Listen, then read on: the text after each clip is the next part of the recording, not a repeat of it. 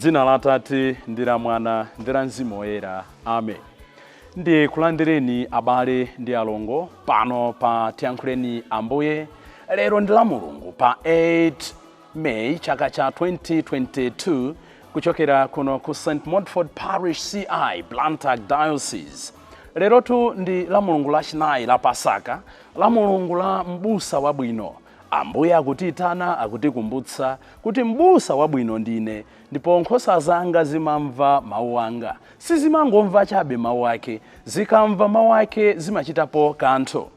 Ndi tsiku limene mpingo lero mapempherera mautumiki osiyanasiyana, mapempherera nsembe, adikona, brother, sister, ndena onse amene adadzipereka mwapadera kuti atumikire Mulungu.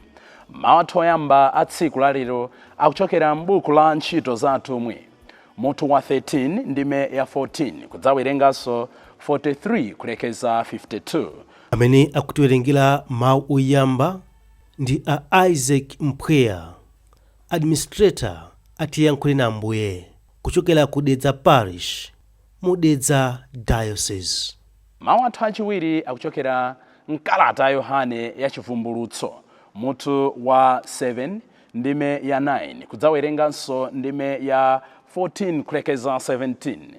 Amene akutiwerengera mawu achiwiri ndi mayi Priska Chikwekwe, administrator atiyankhuleni Ambuye, kuchokera ku Kagwawera Parish mu Archdiocese ya Lilongwe. Ndipo mthenga wabwino ndi monga adalembera Yohane oyera. Tiyeni abale ndi alongo tisinkhesinkhe limodzi mawu a Mulungu wathu Mbusa wabwino. Mawu oyamba. Mawu a m'buku la Ntchito za Atumwi. Ntchito za Atumwi mutu 13, kuwerenga ndime ya 14, kuwerenganso ndime ya 43 kulekeza 52. Kuchokera ku Perga, iwo adapitirira nakafika ku Antiokeya dera la Pisidia. Pa tsiku la Sabata adalowa m'nyumba ya mapemphero ya Ayuda nakhala pansi. Anthu osonkhana aja atamwazikana, Ayuda ambiri ndiponso anthu a mitundu ina otembenuka kumasata za Chiyuda adasatira Paulo ndi Barnabasi. Awiriwa adalankhula ndi anthu aja, nawapempha kuti alimbikire kusata zimene Mulungu adawachitira mwakukoma mtima kwake. Pa tsiku la Sabata linalo, pafupi anthu onse a mu mzindamo adasonkhana kuti amve mawu a Ambuye. Pamene Ayuda aja adaona anthu ambiriwo, adachita nsanje kwambiri. Adayamba kususa zimene Paulo ankanena, ndipo adamuchita chipongwe. Koma Paulo ndi Barnabasi adalankhula molimbika, adati,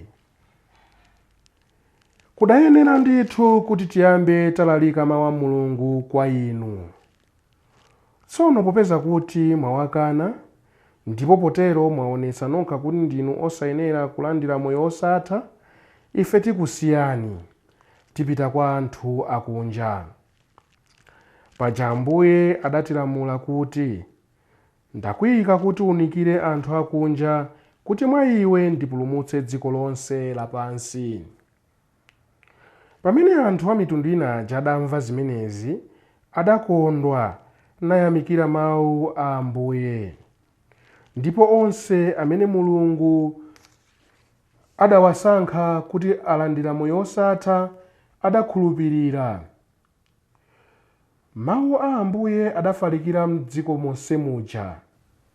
Koma Ayuda aja adautsa mitima ya akazi ena pamwamba opembedza Mulungu, ndiponso ya atsogoleri achimuna mu mzindamo.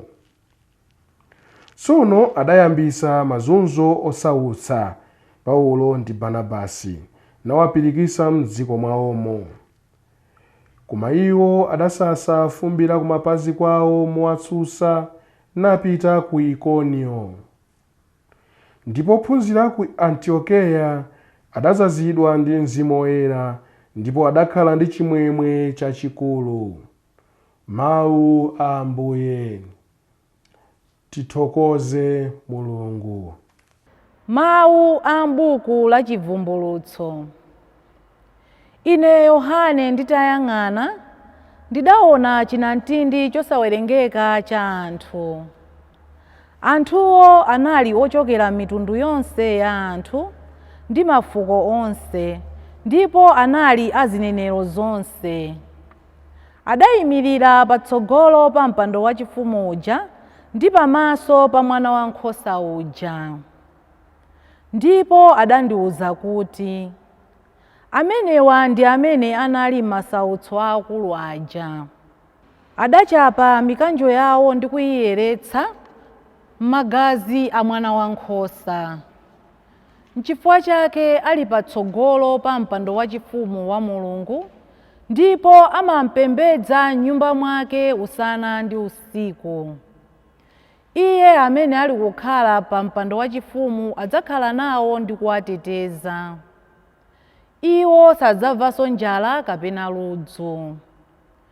Sadzawambikanso ndi dzuwa kapena kusauka ndi kutentha. Pakuti mwana wankhosa uja amene ali pakati pa mpando wachifumu adzakhala m'busa wawo, ndipo adzawatsogolera ku akasupe amadzi amoyo. Mulungu adzapukuta misozi yawo yonse m'maso mwawo. Mawu a Ambuye. Tithokoze Mulungu. Ambuye akhale nanu. Mawu a Uthenga Wabwino monga adalembera Yohane oyera. Ulemu kwa inu Ambuye. Mutu wa 10 ndime ya 27 kulekeza 30. Yesu adati, nkhosa zanga zimamva mawu anga.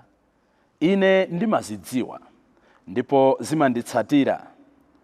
Ndimazipatsa moyo osatha, ndipo sizidzatayika konse. Palibe munthu odzazilanda m'manja mwanga. Atate anga amene adandipatsa nkhosazo amapambana onse, ndipo palibe amene angathe kuzilanda m'manja mwawo. Ine ndi Atate ndife amodzi. Mthenga wa Ambuye. Ulemu kwa inu Ambuye Yesu Kristo. Abale ndi alongo, lero monga ndanenera poyamba ndi tsiku la Mulungu lachinayi la nyengo ya Pasaka. Tsiku la Mulungu limene timalitchula kuti la Mulungu la Mbusa wabwino. Ambuye chauta ndiye Mbusa wathu, Mbusa wabwino. Ndipo iye akutikodola kuti tizimva mawu ake, tizisinthika ndi mawu ake, tizitonthozedwa ndi mawu ake. Tsiku la lero mpingo wathu umatilimbikitsa kuti tipempherere mautumiki ansembe, asisteri, abrother, komanso iwo amene akusakasaka kuti adziwe kuti amutumikira Mulungu motani m'moyo mwawo. Mawu athu a tsiku la lero afuna ationetse zinthu ziwiri zofunikira koposa. Kunena kuti pamene tikukhala m'moyo uno, tili anthu amene tili m'magawo awiri. Gawo loyamba ndionena kuti tosefe ndife nkhosa za Mulungu. At the same time, tosefe ndife abusa. Kudzera m'maudindo athu, kudzera nzochitika zathu, kudzera m'business yathu, nafenso ndife abusa. So mbali ina ndife nkhosa, tikuyenera timvere Ambuye chauta. Mbali ina ndife abusa chifukwa cha maudindo athu. Remember, mkati mwa Sabata ndinanenanso kuti Chikhristu is both a gift and a task. Ndi mphatso komanso ndi udindo. Ndipo tikuonadi zimene akuchita anzathu Paulo ndi Barnaba kuti akukwaniritsa ntchito imene Mulungu adawapatsa, akukwaniritsa ntchito yokhala abusa abwino potsazira Yesu Khristu mbusa wamkulu. Akuti akulalikira uthenga wabwino, ndipo anthu ambirimbiri akunka kuwatsata, anthu achiyuda, anthu achikunja akunka nawatsata kuti amve mawu amene Paulo ndi Barnabasi akulalikira. Tikuona zinthu ziwiri zimene zikuthandizira kuti iwowo alalike bwino uthenga wabwino. Choyambirira pamene akulalika uthenga umenewo, akuti la Mulungu lina lililonse amapezeka, amapita nyumba ya Mulungu, amapita ku sinagogi kukapemphera. Abale ndi alongo, sitingalalike bwino uthenga wabwino ngati sitimapita ku church, ngati sitimasonkhana ndi anzathu, ngati sitimazindikira ulemerero wa tsiku la Mulungu.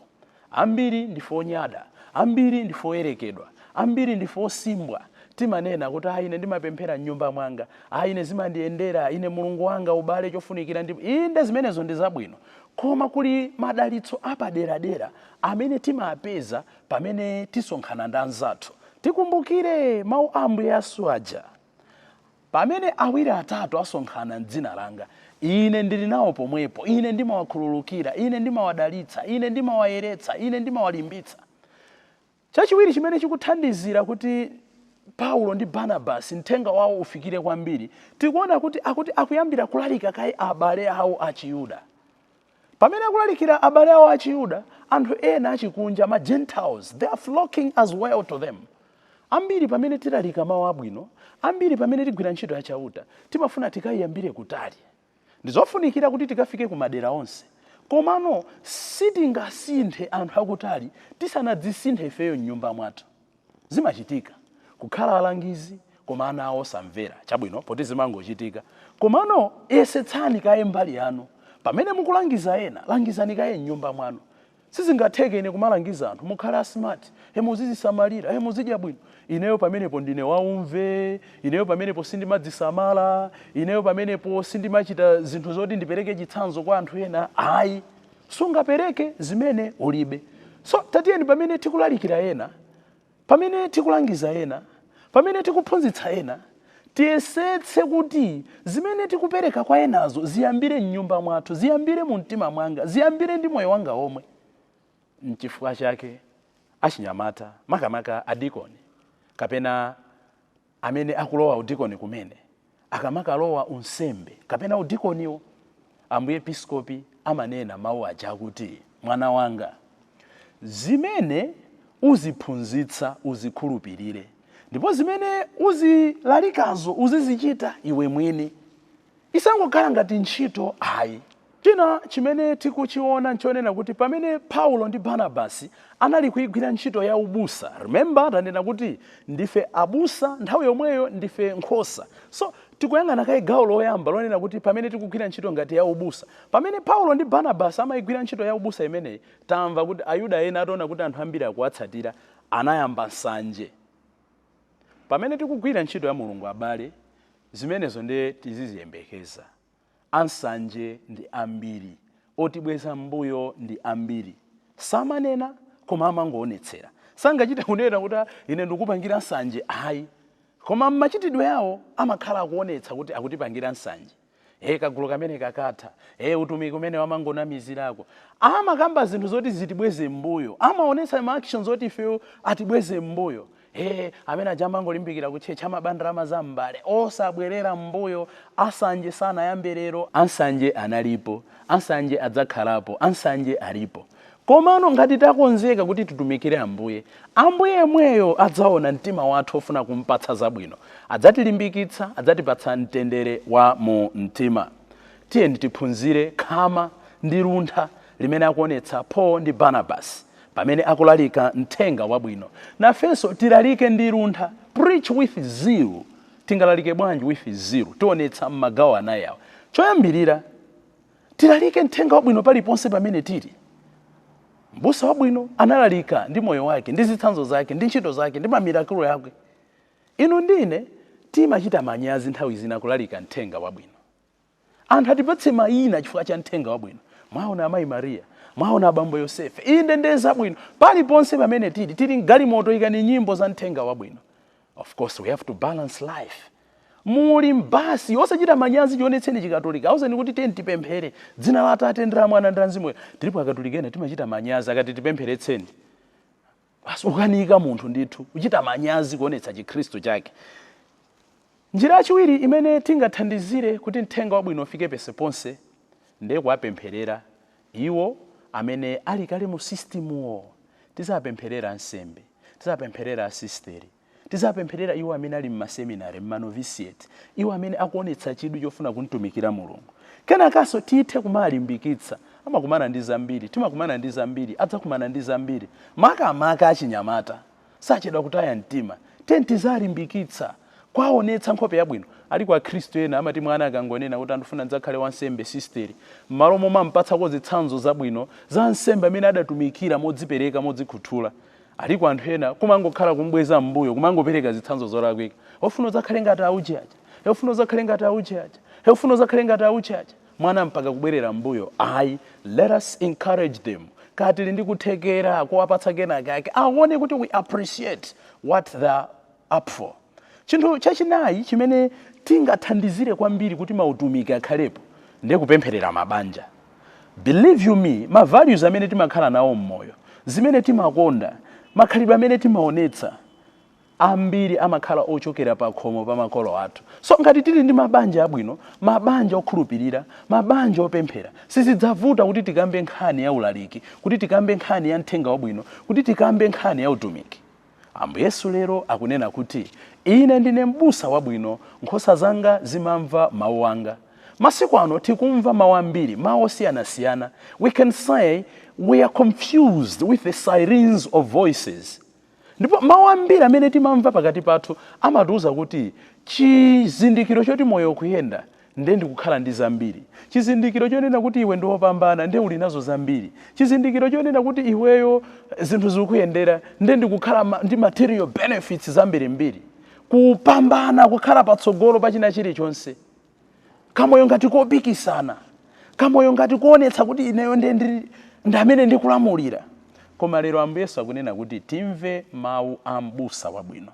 Ambuye Yesu amanena kuti chani? Tikhululukirane wina ndi nzake, tilangizane wina ndi nzake, tipemphererane wina ndi nzake, tionetsane, tiperekezane ku chipulumutso wina ndi nzake.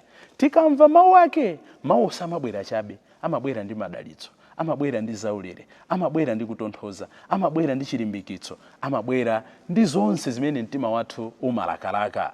Tsono abale ndi alongo, lero pamene tikuchita chaka cha Yesu Khristu m'busa wabwino, tidzifunse mafunso awiri atatu. Ndidzifunse mafunso awiri atatu.